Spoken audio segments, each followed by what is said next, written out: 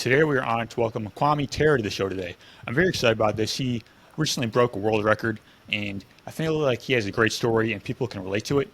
And the thing about hearing other people's stories is that we can actually learn from it and apply it in our own lives, right? Because a lot of us we're kind of looking for a direction in a sense, and when we can hear somebody who's found that direction, it can kind of guide us into a better place. So I'm very excited to hear about your story and everything that you've been through. So how you doing, man?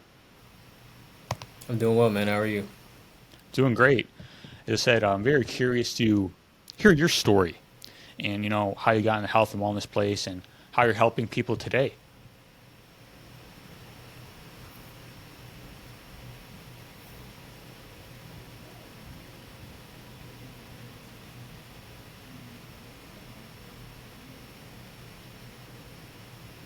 I lost you for a second. I was saying I'm so excited to have you on and hear your story and how people are going to be influenced today by your story and your message. So, like, what exactly have you gone through in order to help people the way you are today? Yeah, so for those who don't know, I'm Kwame Terra. I'm from New Orleans, Louisiana. Grew up in Houston, Texas, but I spent most of my adult life here in New Orleans. And I studied pre-med at Xavier University, Louisiana. So my original goal, I guess career goal, was to become a physician.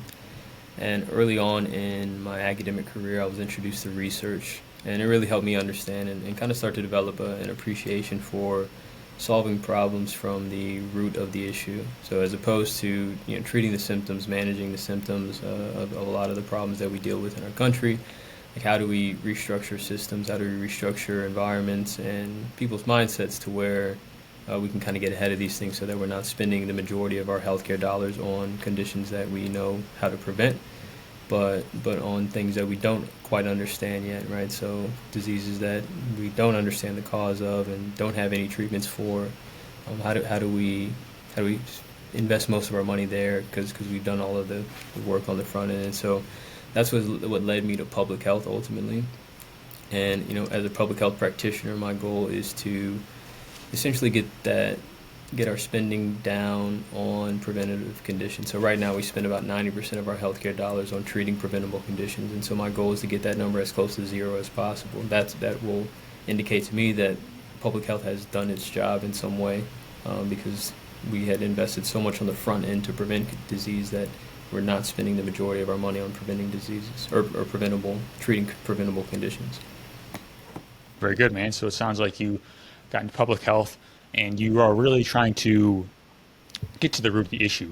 Because, like you said, like in the medical system, we tend to treat symptoms, we tend to go outside of ourselves for a solution. And I feel like the medical system has its place. Like, it's good for emergencies, Of course. but we're kind of horrendous at treating these chronic conditions, and we spend so much money, but yet we're not getting results. So that's a big problem. Yeah. I mean, I would argue that the healthcare system is getting the results that it at least on some level intends, which is treating hundreds of thousands of millions of people per year uh, with chronic conditions. That I think that's the ultimate business model of the system, and that's okay. I think that is what it is, right? I don't necessarily agree with the model, but it seems very lucrative, and yeah. So it's yeah. I'm not super surprised by the current state. That's a good point. Like, it's not the system's broken, it's that it's kind of doing what it's designed to do, but it's not in really the best interest of the people. It's kind of like sick care, Hmm. and the more awareness we can bring to that, which we've done, like I feel like we've made a lot of progress, but the more platforms people can get on and kind of self-educate in a sense. Um, I mean, the word doctor means teacher. It's designed Hmm. to, it's supposed to educate people. We kind Right. of got away from that and we look to like an authority figure, but we forget that it's really us. Yep. 100%. And that's a lot of what our platform is about. Is about empowering the individual to take control of their own health. And the fact of the matter is, the majority of your health is determined by you, right? But only about 10% of your health is determined by how you engage with the healthcare system. like going to the doctor, things like that, only 10%. The majority, 80%, is determined by how you engage with the world. So your lifestyle habits, the environments that you're in, this is what really determines your health. And so the healthcare system, again, just isn't necessarily designed to address those aspects of your health. And so again, it's okay that they manage disease and they account for that 10%, but even if you go to the doctor all the time, but you're not changing your lifestyle, you're gonna remain unwell, if you're dealing with conditions, unless you're 100%. changing. It's like we kind of seek a solution in something that doesn't have the solution for us. Like we're looking to, get healthy, but we're kind of going to people who don't have that. They mean well, right? Like I feel like most doctors, they mean well, they want to help people, but they don't have the right tools and the right mindset. Absolutely. Yeah. So when it comes to the healthcare system, what exactly do you believe needs to be changed? Because of course there's a lot, but I'm just curious, like, what is your perspective on all that? Yeah. I mean, there are tons of things that need to be changed, right? Starting with the education of the providers, right? They drive the ship in a sense in these systems. And yeah, they need to be educated on nutrition. They need to be educated on lifestyle habits in general, and helping people draw a connection, helping their patients draw a connection between their lifestyle habits and their current health outcomes. Because I think people understand like that if you eat healthy, you will live longer or you'll be healthier. But I don't. I feel like the connection is not as strong as it needs to be, and I don't think people are thinking that if I eat this way, this many days in a row, or this many years in a row, I'll have this significant health event, at a later time. So if I eat this way until I'm 30, then I might have a heart attack at 42. Because in there, people. This is the thing that people are having heart attacks at 42 right now, day in and day out. And I don't think most people know that, and I do think that most people need to become more aware of that, so that they'll be properly concerned about their own health, and start to make those changes. Because similar to something like climate change, having a heart attack in your 50s or 60s is still, it's kind of far away. It's kind of abstract for most of us, the young adults anyway. And the connection isn't strong enough to get us to make a change now. And so we need to see that there are people who are not far off of our age having these health events that oftentimes just taking them out, and that's it. 44. I was talking to a woman on the podcast a couple of months ago, and she lost her sister at age 44 to a heart attack. So that's one thing for Yeah. sure. Educating the doctors to where they make it a priority. I think also doctors need to lead by example. Right? If someone is coming to you for how to deal with a health challenge, you yourself should exemplify the outcome that they're aiming for. Right? And a terrible example of how we used to be is like doctors used to smoke cigarettes in the doctor's office. Right? This is before cigarettes were kind of like essentially just banned socially, legally everywhere. But that's just an example, right? So that you would go to the doctor to treat your condition, but your doctor is killing themselves smoking cigarettes in the clinic, and obviously we don't do that anymore. But that's just another example. So why is it not the case that it's almost an expectation, the standard within the system, that all practitioners, doctors, nurses, PAs, all so on and so forth, they're held to a certain standard of health, so that when the people come in, they can actually see what it looks like to be well, and yeah, figure out a financial model. Again, this is the part that I have no idea how to solve this problem. But figure out a financial model that is more lucrative, that is also health promoting. But I Yeah, don't man. know. I don't really know if there is one. And I don't think that the system will change until there is one. And so for me, I'm not actually interested in changing the system, like going in from within and trying to, fix things. I just figured we'd start a new model and figure out how to monetize That's that it. model. That's what's led to where I am now. Yeah, man, that makes sense. I mean, when you look at doctors, there's no nutrition classes required to become a doctor, which is insane. Hmm. Like they say like the food that you eat doesn't matter in terms of chronic disease, but here, eat these pills. You know, it's like it's like we have milligrams worth of medications, but we're eating pounds of food. I mean, don't you think that would make a difference? Hmm. Yeah, no, It's that's a good point. That's a good point. And it's because things are so normalized. That's really I mean, there's these cultural factors that play too, right? It's become so normalized to just go take a prescription medication to treat a condition, and that is the model, that is the way. And not only is it the model in the system, but it's also becoming the culture, which is particularly problematic. yeah, Lots of young kids, for example.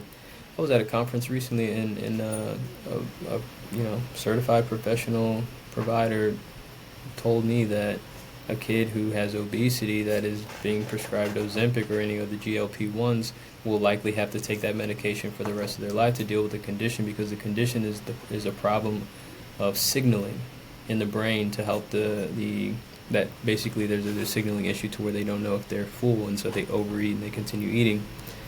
And so that's the condition that they're solving the problem for, and that requires medication. So then now need to be on medication for the rest of their lives. And that's just a crazy concept to me. This is a kid. Stop. They are in control of the food that they're putting in their mouth. So control the food that they're putting in their mouth, they won't be obese. 99% of obesity is driven by lifestyle. There are small instances where, um, like less than 1% of obesity is driven by like metabolic or physiological differences, like genetic things that you can't really control, and you do need medical intervention for those cases. But the majority of it, overwhelming majority, 99%, almost all of it, is driven by lifestyle and how much you're consuming compared to how much you're burning, and that's honestly one thing that these GLP-1 drugs are showing clearly, is that this is purely a problem of people putting too much food in their mouths. It's not like it's not whatever everybody else was saying, like, oh, I've tried everything, I've exercised all this time, and it just doesn't work, or I've changed my diet and it just doesn't work. If you get on GLP-1s, you will eat less, and when you eat less, you lose weight, and that's why they're working, because people are eating yeah. less. I haven't really talked a whole lot about those. You want to go with that a little bit further?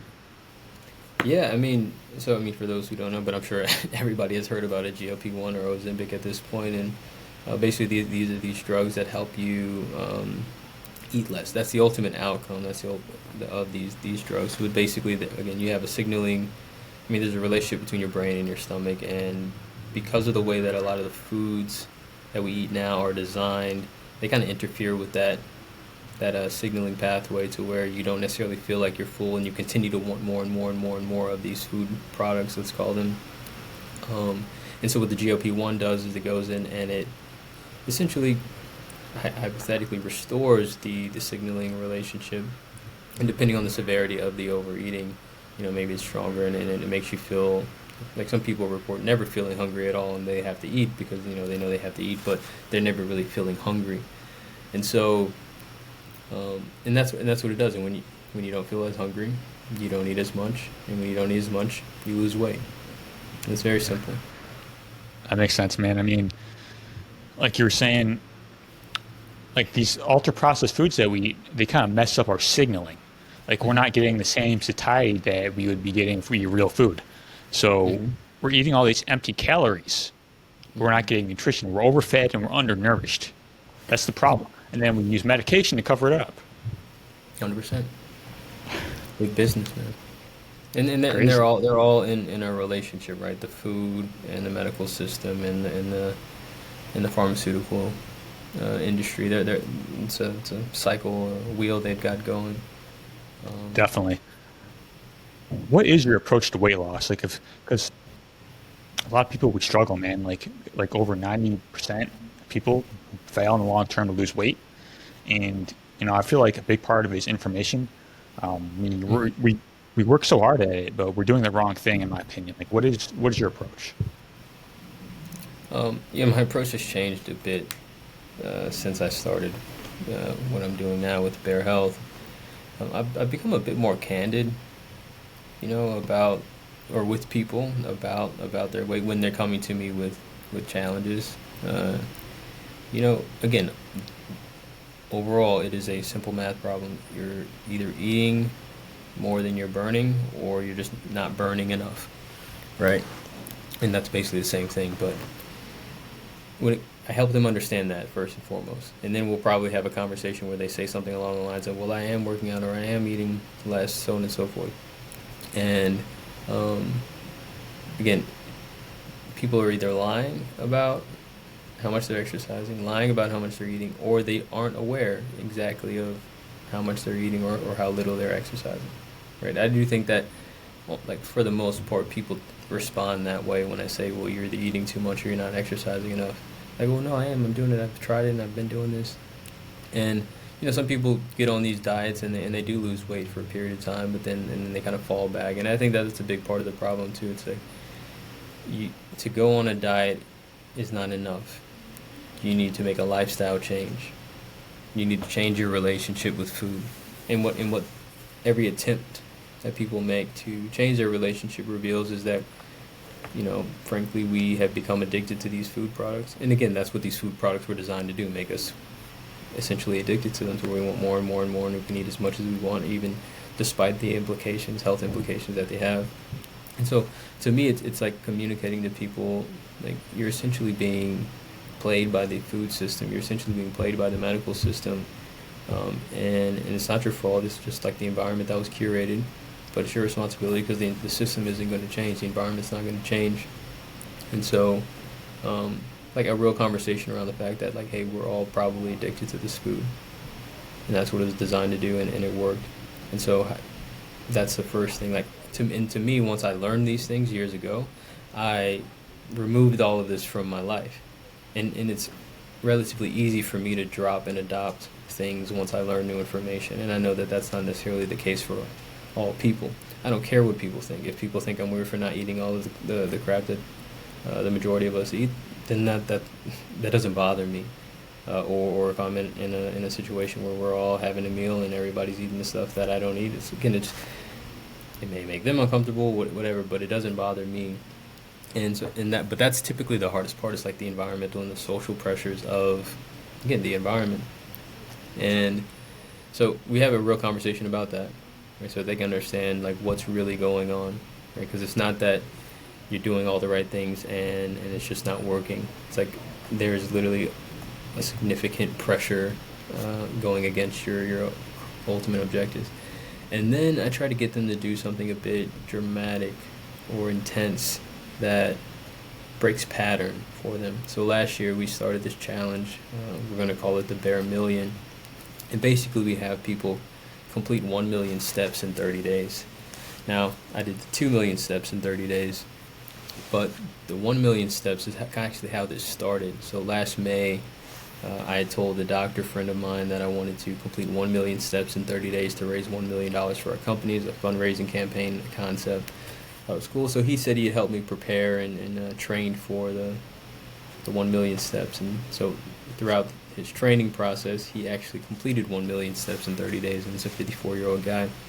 Well, he ended up losing 20 pounds and got taken off his blood pressure medication, and he's kept the weight off since, and it literally, the experience transformed his life, his perspective on himself and what he thought he was capable of, and again, created enough of a shift to where he could break pattern and start to take control. I don't think that we get opportunities or experiences like that enough, especially in our adult life.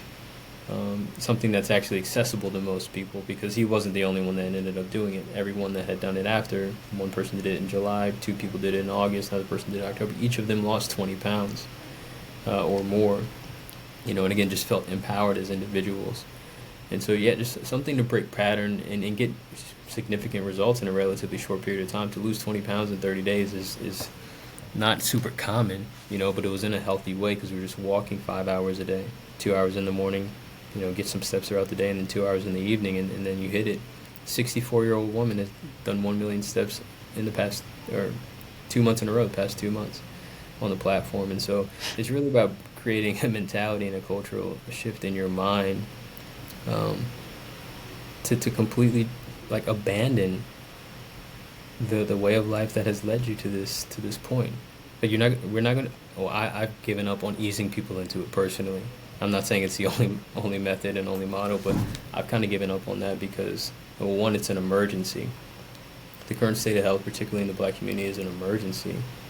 and I'm not willing to, I guess, negotiate to me, with people around it. So this is what it is. This is the truth. Here's what it can take if you can do it this way. Here's what it might need to take if you just need something dramatic to break pattern. And so, yeah, that's why I get people to move and eat less, because that's ultimately the solution. But it's also a mental thing. I love it, man.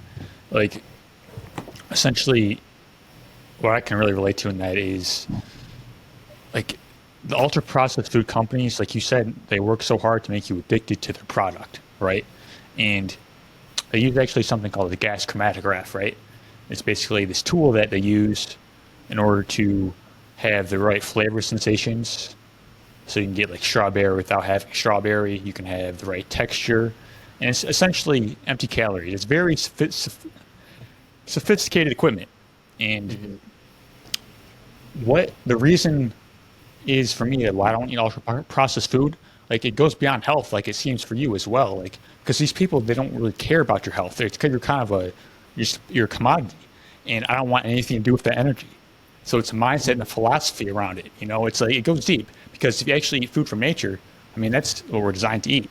And it's essentially going to, make you healthy because that's what your genes expect of you, right? So eating food that actually cares about you. Yeah, absolutely. And that's a really important thing to help people understand too when it comes to their health. So our body's natural inclination is toward health, right? Toward homeostasis, toward balance. And when you actually break down the word disease, right, into its into parts, it's dis-ease, right? So dis meaning not, ease meaning balance or at ease. And one of two things cause a system to be imbalanced. Either too much of something that you don't need or not enough of something that you do need. And as you perfectly explained, we are overfed and undernourished. So we're eating too much of what we don't need and not getting nearly enough of what we do need. And so everybody is dis-eased. The majority of the country is dis-eased in a variety of ways. It manifests in a variety of ways, whether it's, mental health issues, whether it's, metabolic diseases, whether it's, you name it. It's all rooted in this imbalance driven by either overconsumption of something that we don't need or lack thereof of what we do need. And what happens when you remove the things that you don't need and add the things that you do, the body naturally lands at balance. It restores balance. And that's essentially what drugs do. So you have an imbalanced system because you're over-consuming one type of food and under-consuming another. So then they insert a drug in there. Let's take diabetes, for example. You're eating too much sugar, or there's too much sugar in your bloodstream. Because it's not just sugar. It's basically excess. Diabetes is really excess fat in the blood vessels, which interfere with the sugar's ability to pass in and out. Right? Because it basically it starts to block sugar being able to pass out efficiently. And then there's a buildup of sugar in the bloodstream. And then so you have to produce more insulin to deal with all this sugar, and our pancreas is only so effective at doing that. And eventually you have to take more insulin to address all of the blood sugar. So it's not necessarily that diabetes is a state.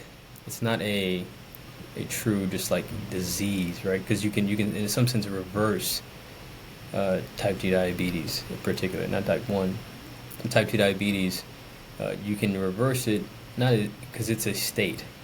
And when you remove the excess sugar, your body doesn't have to produce as much insulin to get rid of the sugar in the bloodstream as it naturally does, and then you no longer have quote unquote type 2 diabetes. But in the case of when you're not doing that and you have to take the extra insulin, and that's what it does. It artificially restores balance to the system. That's what drugs do. They artificially restore balance and restore health and so that you can survive, but you're still not getting to the root of the issue. You have to remove the excess fat from your diet, and you have to remove the excess sugar, and then your body won't have to produce as much insulin, and therefore you won't have to take insulin to keep up with the demand. But that's what disease is, and I think we're not drawing these relationships between our lifestyle, what we put in our body, and these disease states. I love it, man. Like, Yeah. I feel like disease, like what you said, is a state. Like health is fluid, which means that it can change based on our lifestyle factors. And the more that we understand that, like if the body can get sick, it also can get well. Like our body is designed to heal itself. And if we have that strong belief, Yeah. that's going to dictate our actions at the end of the day. Yep. So, And so yeah, it's a strong effort to educate people for sure. 100%, man. So, what do you recommend people eat in terms of weight loss? Because there's a difference between health and weight loss in a sense. Because I like to say, if you strive for health and wellness, weight loss is a byproduct. Because we can lose weight in healthy ways and unhealthy ways, right? Because you know, what is it that you recommend people eat? Yeah. So I personally eat a whole food plant-based diet, and and so that's real food, real plants, and so not necessarily like a processed food plant-based diet where I'm eating like pizzas, with fake cheese and all that stuff. It's really hard to overeat on this kind of diet. You have to put a lot of effort in to overeat on a whole food plant-based diet. That doesn't mean you won't be able to eat enough and that you can't. I mean, if you just Google like vegan bodybuilders, like you can be, super muscular and fit eating a whole food plant-based diet, but it's really hard to overeat. So that's to start. Now that's me again. I don't think that most people will subscribe to that. I think most people are willing to subscribe to a Mediterranean diet, which includes some animal products, but still less animal products than most. And I would look to what are called the blue zone diets. Are you familiar with the blue zones?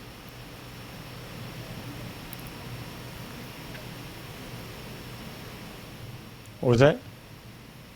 Yeah, are you familiar with blue zones? Oh, yes.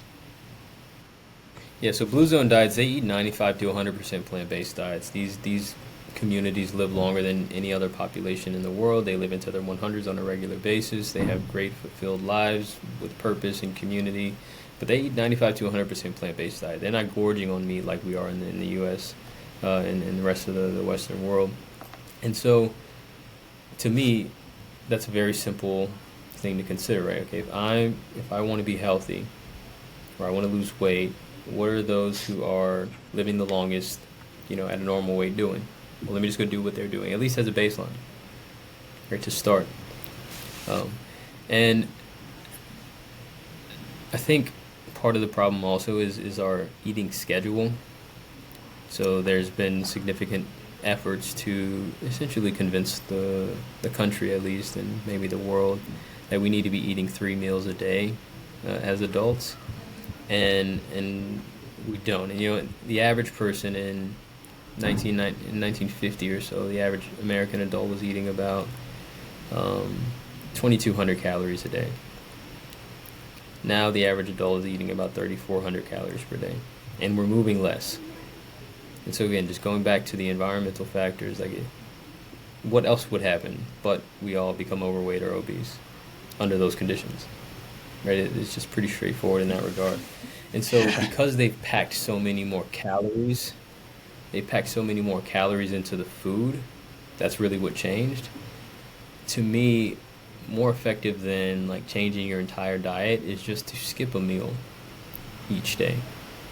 So skip breakfast or skip dinner, whichever works best for the structure of your day, and that become your eating schedule. Now, the first couple of days is going to be a little challenging because there's a hormone called ghrelin that is released based on the frequency of your meal. So if you're accustomed to eating at 8 a.m., 12 p.m., and 6 p.m., your body's going to release ghrelin to stimulate hunger, right? And so, but that doesn't necessarily mean that your body needs sustenance or nutrients. It's just preparing you to eat so that you can consume.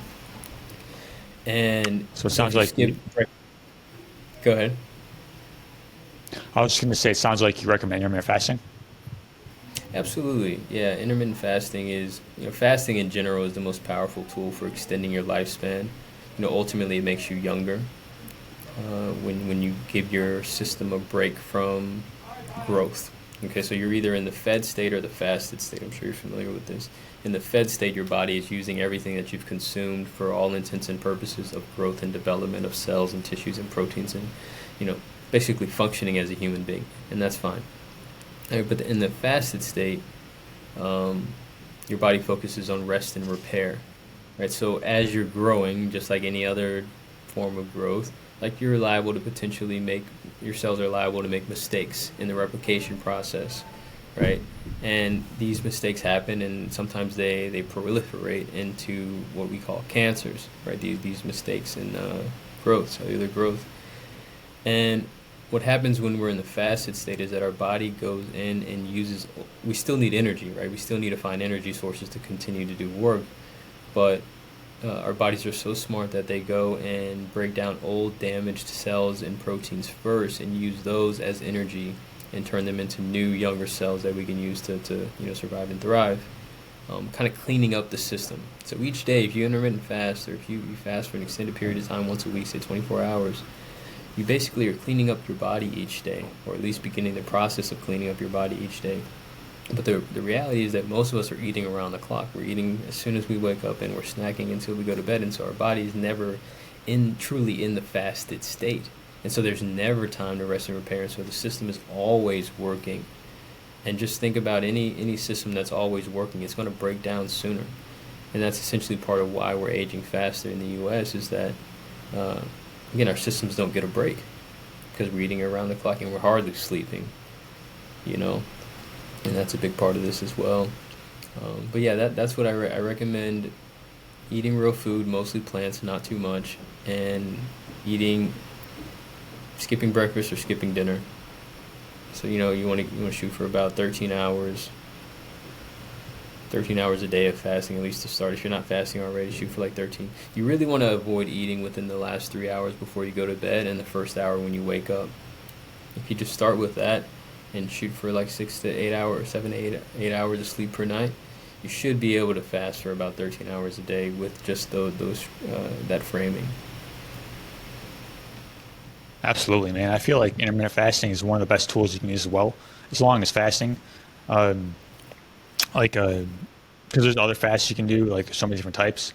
But if you just begin, Hmm. as you said, like intermittent fasting, you get so much of the benefits. It's so powerful. It's one of the top things that I've done, and I've done that for a long time, 12 to 16 hours. And I'll do what works for you. But you want to talk a little bit about some of the benefits that people may experience? Yeah, benefits of intermittent fasting are, I mean, I've been doing this now for 3 or 4 years. I'm not sure when I started exactly, but mental clarity to start throughout the day. Again, at first, you're going to feel a bit tired. You're going to really be craving something, just anything. But if you can get past that point where your sugar might be low for a second, your liver is actually going to release, and don't quote me on this because the specifics of it is slipping my mind at the moment, but essentially your liver will release glucose or something that converts into glucose, so that you can maintain your energy levels once it Glycogen. realizes that you're glycogen. Yeah, that's what was in my head, and so that works. And yeah, so releases glycogen, and then now you're essentially have a fuel source, and then but it's yeah, you start to feel sharp, and like you have a super clear mind. You don't have the ups and downs throughout the day where you're crashing around 2 or noon or whenever the crash comes for you. So that's the first thing, and then meals are a bit more enjoyable as well, because again you're not eating as often, and so it makes each meal that much more precious, that much more enjoyable. For me, for sure. Um, you'll you'll start to notice, particularly like in your skin. Again, your body's now going from digesting all day to working on repair, and so you'll start to see changes within, like even like physical changes in your appearance, um, bringing a bit more youth back into your skin, because again your body has an opportunity now to work on healing a lot of what has been damaged. Um, what else? I think the biggest thing for me is just the connection that it has to longevity. Um, and just it's really hard to develop, and it's really hard to overeat when you're intermittent fasting. Not to say that you can't, like, overindulge at the end of a night because you just have been craving stuff all day, and then people do that. But really, if you can get it down and really start to develop like longevity as a value for yourself, you'll be like encouraged and empowered and feel happy when you like make it through your intermittent fasting schedule throughout the day, and really try to lean on that again, develop that as a core value for yourself, um, so that it just makes it a bit easier. Um, yeah, aches and pains and That's the, stuff. Last thing I'll say, inflammation. So again, when your body's not doing all that work from digestion, like again, it starts to clean up everything. But then once it finishes that, it just like now you're just flowing. I can't tell you how many times I've been on an intermittent fast where I just feel clean. Like that's the only way I can describe it. I just feel perfectly clean on the inside. Like there's not a single ounce of inflammation anywhere in my body. And I've been on a health journey for over a decade now, and I started when I was really young and I was a college athlete. So I never really had much to share with folks on, like, how do I feel better on a plant-based diet? Do I, feel better doing all this stuff? Because it was my normal, so I didn't really have much of a contrast. But when I started intermittent fasting and started and recognized the absence of inflammation, especially on extended fast, I was like, oh, this is something different, you know? And so, yeah, it's just really powerful. You don't have to do that's a anything, good point. That's a good point, man. you know? You save money. Yeah. There's also a process called autophagy. Do you want to talk about that a little bit? Yeah, so autophagy, and I've been alluding to it pretty much this whole time, the cellular cleaning. So autophagy or autophagy, however you pronounce it. Auto means self, phagy means eating, and so essentially, when you are super hungry, you do start to eat yourself in a sense, and that's what I was describing earlier when your body needs fuel um, to do its job, but it's not getting fuel from outside, and so now it's going to go inside. And the thing is, the majority of us, the average weight person has about 100,000 stored calories. And so a lot of people are concerned that when they don't eat, they're not going to have energy to do stuff. But like, there's going to be a moment where you are tired because the body's accustomed to fueling from one system. But once it figures out it's not getting energy from there, it's going to go to another one. And we have, again, about 100,000 calories stored. And that's a normal weight person, right? We're not talking about overweight or obese, who obviously have a lot more stored calories than the average weight person, let's say. And so, yeah, so basically your body's going to go in and use old damaged cells and proteins as an energy source, so it breaks them down, and essentially repairs, goes and cleans up the system. And this is really the mechanism by which it makes you healthier, makes you essentially younger on a cellular level. And there was a particular study that essentially made this super popular, at least in any sense in the mainstream. There was a mouse study where they had two groups. One was able to eat whenever they wanted, around the clock, and another group was only allowed to eat between 12 and 8 p.m. They ate the same amount of food, same composition of food, right? So everything was the same except for the eating window. Well, the group that was only allowed to eat between 12 p.m. and 8 p.m. lived 30% longer. 30% is significant. Right now, what the exact conversion as far as like eating schedule is for humans, that is similar to that which is 12 to 8 p.m. for mice. That's still to be determined.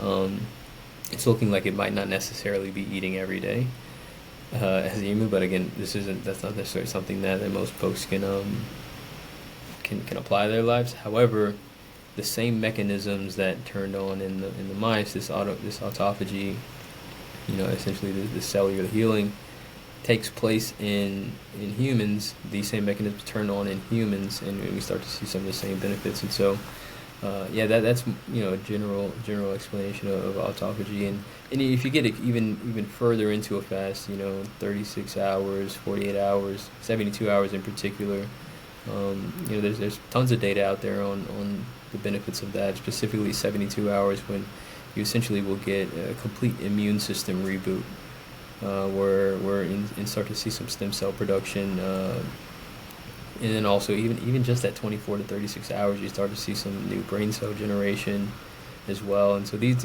just so powerful because the body, these parts of the system aren't tapped into often because we're constantly fed.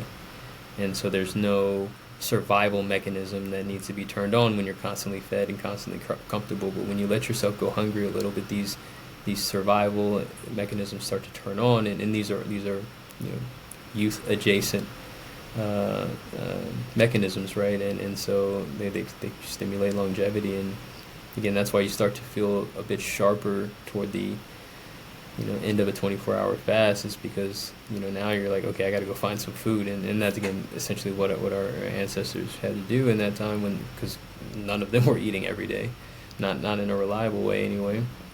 And 100%, man.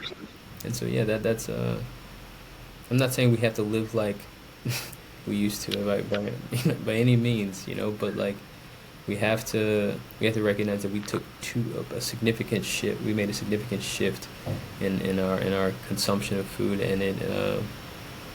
at the moment it's to our peril. More people are Yeah, dying. More people are dying from overeating than from undereating in our world. for sure. Hmm. There's something we were talking about earlier when it comes to weight loss. And you mentioned a pattern break, which I thought was really powerful. Because we have like these certain patterns, like many of us have done for years or decades. And a lot of times it may take a significant pattern interrupt, like you said. Um, I mean, there's many different forms of it, but if we're kind of stuck in this rut, being able to kind of break this pattern, that's so key. Like, if we're, whatever it is, man, like if we're going through addiction, we're going through some type of challenge in our lives, like as a general principle, how do we begin to disrupt the current pattern that we're in? Yeah, that makes a really good question. Um, I think you need something in front of you and you need something behind you. And what I mean by that is like you need a motivator that's pulling you, and you need a motivator that's causing you to run away from a particular problem. And like right now, something that causes people to break patterns is like a significant health event, right? So they might have a heart attack, and so now they got to lock in because they know that almost took them out, and so now they're ready to like change their life. But we Yeah, really don't want to get to that point, right? Because that may be the last. There may not be any chances after that, right? Or significant diabetes even. It doesn't matter. Um, but the reason I say that that's important is because health isn't a super motivating uh, concept. Like people aren't jumping out of bed every day to be as healthy as possible. Now, I do think that in some environments, this is starting to take shape, right? Like those who follow the Andrew Hubermans and the Peter Attias and the folks that are really really big into optimizing like health and longevity. I do think that there's a bit of a culture shift taking place over there, and that's a good thing. But that's not necessarily the case for most of us. And so there was a study where they had mice essentially go find some cheese or something like that, right? And mice love cheese or peanut. I think it's probably peanut butter at the end of the tunnel. And so they compared the amount of time it took the mouse to get to the peanut butter when it was just the peanut butter versus when they wafted cat out odor behind the mouse as well, in addition to the peanut butter. Those when they wafted the cat odor, obviously they got to the peanut butter even quicker. And so my point is that again, you need something in front of you and you need something behind you. I do think that people need to be properly concerned and fearful of what happens if they don't take care of their health. And then they also need to be like developing a relationship to where health is a core value, and they get dopamine hits by making progress on their health. Because that's really what it is. Like right now, I don't think that we're getting that many dopamine hits on making progress toward our health. Maybe weight loss. I do think that people will get dopamine hits as it relates to weight loss because, again, that has been like a cultural value in a sense. At least it has been internalized that way by most people. And so, but how do we get health as a general concept? To how do we get people to have a relationship with health in the same way that they have a relationship with weight? And that's also part of where our health score comes in, and people being able to see that each day, depending on what they do, their score changes. Either they're moving toward health or away from health, and the impact that has on people. So that's part of our efforts to make that the case. But to break pattern, man, have to do something you've never done before. Most of us every day are doing things that we've done pretty much every day. And it doesn't have to necessarily be dramatic. I think if you keep new things in your life just as a practice, you'll be able to maintain a certain level of like curiosity and openness to making changes when changes need to be made. Because it could be the case that people are living a certain lifestyle that isn't health promoting, and on some level they aren't really aware of it. But if they're the type of person who keeps new things in their life, when they are presented with this information of, hey, your lifestyle is actually detrimental to your health, they're like, okay, yeah, I'll try this, you know? And so I do think that if you can create a lifestyle to where you're almost in some sense in a perpetual state of openness to change, that's one way to get people to break pattern. But for those of us, the majority of us who aren't in that state,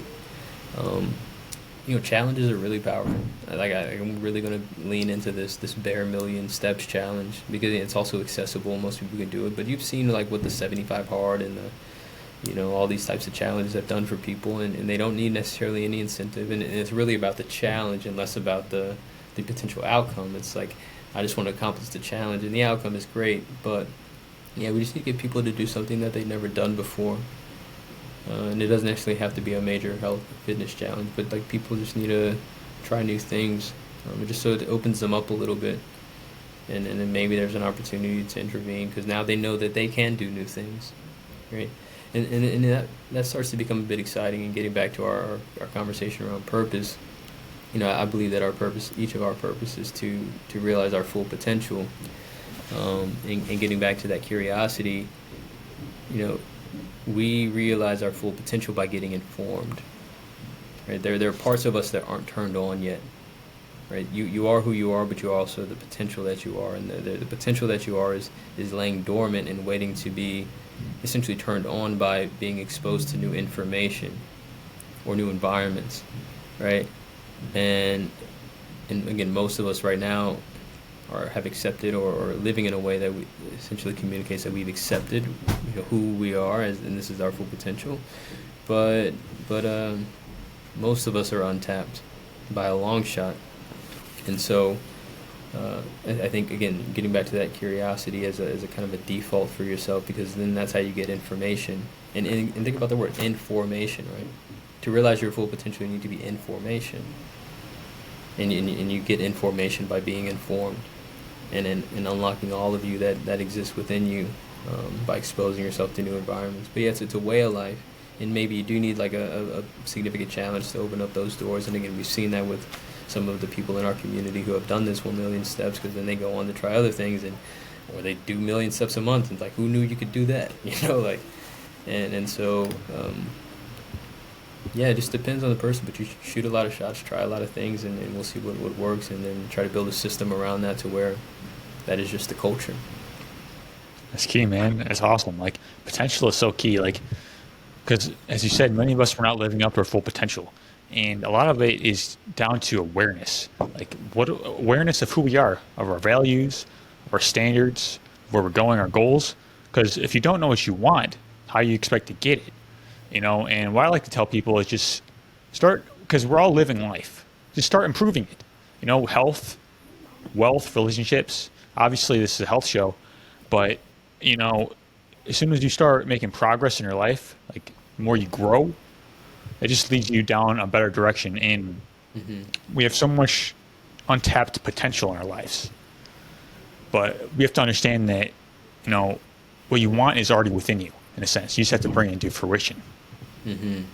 Absolutely. I think you make a good point there on just like improve, and I think that requires people letting go of the idea of comparing yourself to other people, because I think a lot of us don't act or don't try to improve because, well, we might not reach whatever it is that we're aspiring to, or we might not reach a level of someone else that we know. But that literally doesn't matter at all. Your job and what you should be getting your sense of meaning from and your fulfillment from is literally through improvement. See what you can do to set it up to where that is what gets you your dopamine hits, is like making an inch of progress on a goal. And that's something I had to learn when I first started this company. because this is really hard to build a startup company and get any traction and get people to consistently engage, not only engage one time, but consistently engage with what you're doing. Especially if it's new in this super competitive environment where every aspect of the world is competing for everyone's attention at every single second. Like how do you break through that? And so because so much is outside of my control, which is just the case for anything that you're pursuing, you're not in complete control of the outcome. And so with that, that takes the pressure off of me. Knowing that I'm not in control of the outcome, that takes the pressure off of me. And my job is to give myself the best chance at the desired outcome. So that's my job. That's what makes me happy, is me giving myself the best chance at my desired outcome. Not necessarily the desired outcome. That's great too when it comes. And I'm going to do everything that I can to ensure that it comes. But at the end of the day, I know that if it doesn't, then it was related to something outside of my control. Unless I screwed up, and then that's on me. But you got to be honest with yourself about that too. But again, your job is giving it your all in whatever it is that you're pursuing. And you will be happy in that, or you'll be fulfilled in that state of being, as opposed to being super pressed about whether or not you achieve the outcome, or whether or not you achieve the same level of fame or influence as the person next to you. That's what I've managed to do, and that's why every day I wake up, I look forward to the day, even if the day before was super challenging. Because again, my job and what makes me happy is giving myself the best chance at achieving the outcome. I love that, man. There's a saying, it says high involvement but low attachment, right? Give yourself everything to the goal. Like, do whatever you can to improve yourself, improve your life, and be more in love with the process, right? Because there's always going to be a process. Like you said, reaching the goal, it's important, but you need to control what you can at the end of the day, because you can't control everything. And as long as you're devoted to your mission, you're devoted to your purpose, things are going to happen for you. Because as I kind of alluded to earlier, it's like it's going to be hard either way. So you may as well choose which one you want. Like, I'd much rather choose a life that has a hard process, but the results I want, like the health, the wealth, the relationships, rather than living a life of mediocrity, which is much more hard in my mind, because you may do the immediate gratification thing, but that's not going to lead to long-term fulfillment. 100%. And that's really the switch that I think I'm ultimately after. Because, I don't know if you know, but the definition of public health is the art and science of prolonging life. Are you familiar with that definition? I'm not. Yeah, so I learned that recently when I was in my graduate program. And I thought it was a really cool definition. Really because I liked that it had like an art component into it, where it's like it's a creative process. Like, how do we prolong life? But as I worked with that definition, I started to feel like it was missing a component. And as I interact with folks, because we can keep people alive for a long time now. Like, our medical advancements have enabled us to keep people alive, sick people alive, for a long time. And so I started to think about that a bit, and what ultimately came to me was like it was missing a bit of a mental health component, or an attitude or perspective component, which is, sure, prolong the art and science of prolonging life, but the root of longevity is the desire to live. And so now the way I define it is the art and science of prolonging the desire to live, because again, the desire to live is the root of longevity. And if you think about it in different cases where people are dealing with the same medical condition in the hospital, the one that wants to live is more likely to live. You can ask the providers, right, and their experiences. And so now my goal is, okay, sure, I want to help people be healthy, but how do I structure environments and curate experiences that make people want to be here as long as they possibly can, not to miss out? That's when I think we'll know that we got society right, where everybody, with all of their variety of desires and interests, are super interested in being here, like want to stay here because this is the coolest experience that we could have imagined, and we can imagine that, and we can create that and bring that into reality. And so just kind of been building on my original seed of prolonging health and improving health in our communities, But that's ultimately where I've landed. And when I was doing the 1 million steps, one thing that surprised me, although when you look at it, it's probably not that surprising, was that several people throughout the month would walk up, like would see me walking, and they had maybe seen me on social media, and they're like, "Hey, are you the walking guy? The guy that's walking to do 2 million steps." I'm like, "Oh yeah, it's me." It's like you are my friends and I's inspiration. And inspiration is a really important word. And again, it's not a word that I thought would come out of this experience, because I thought people would think it was cool and exciting and like get some attention for our business. But I wasn't thinking about the fact that it would inspire people. And when you think about inspiration, like, people have more reason to live and are motivated and moved by your performance or your way of life, such that they themselves take on more, greater ambitions for their lives. And so that's really what we're trying to do now, is like within our company and within our platform, is how do we inspire people to want to live? And again, this 64-year-old woman is probably going to be a greater inspiration for people than I am. Because she's 64, knocking out 1 million steps a day. She did 1.2, 1.3 million steps last month. Honestly, she probably has the world record right now for her age group. If they're like, I'm sure if they went and did some research on determining, which, someone over 60, how many steps they've done in a month, she probably is at least top 3, if not the world record holder. And again, I didn't tell her to do that. She's just now in an environment where people are moving this way, and that's essentially what I believe is the solution to most of our health problems. We have to make people aware of their current health status, right? We have to help people understand that there's a problem, and then we have to help them develop an objective, like you want to be healthier, or you want to run more, or you want to do some broad objective related to health. And then we need to connect them to a community or an environment that is already doing that's already the culture, and then the community delivers the solution, because just by being around them, you borrow from their energy, you borrow from their mentality, you borrow from their perspective, and then eventually that becomes who you are, and then you too go and set a world record for the most steps in 30 days. Definitely, man. That makes a lot of sense.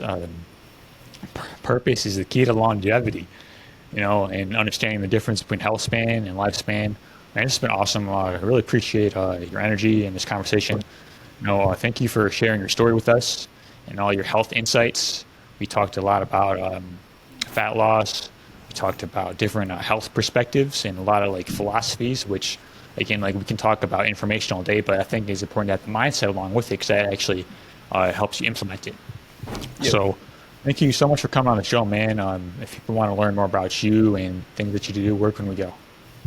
Yeah, go to Instagram, follow me at Kwame Terra, KWAMETERRA. And then also you can follow our company, Bear Health, BEHR Health, also on Instagram. That's where we're most active, but we're available on all platforms. And our official app is coming out in 30 days, about 35 days or so. And so make sure you download the app, complete your health score assessment, and become a part of our community.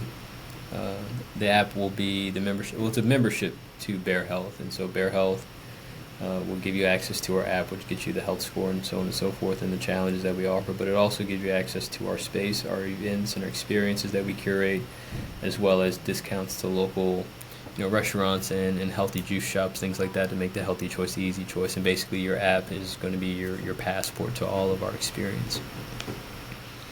100%, man. Thank you for coming on the show and sharing our insights. It's been awesome. Yep. Thanks for having me, man.